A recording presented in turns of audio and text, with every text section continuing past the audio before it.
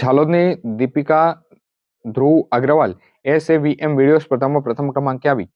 આ તારીખ 17/11/2025 સોમવારના રોજ સાંજે 6 કલાકે આપેલ માહિતી અનુસાર એસએવીએમ ગુજરાત મહિલા શાખા દ્વારા નવરાત્રી દશેરા નિમિત્તે જે સ્પર્ધાનું આયોજન કરવામાં આવ્યું હતું, સમાજ આગેવાન દ્વારા નિવાસસ્થાને જઈ અને પુરસ્કાર આપવામાં આવ્યો હતો।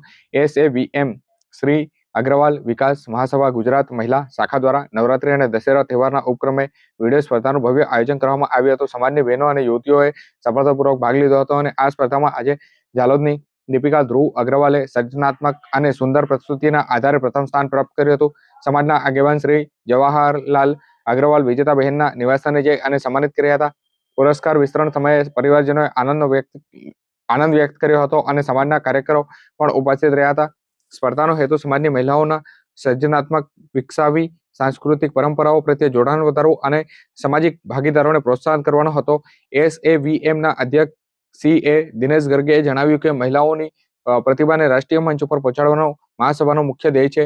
તેમજ મહામંત્રી સંજીવ અગ્રવાલે ઉમેર્યું કે આગામી સમયમાં વધુ બહેનોને તક મળે તેવું આયોજન વધુ કરવામાં આવશે અને સમાજના કાર્યગણ તથા સમાજનો ભાગ લેનાર બહેનોને સહકારથી કાર્યક્રમ સફળતાપૂર્વક પૂર્ણ કરવામાં આવ્યો હતો।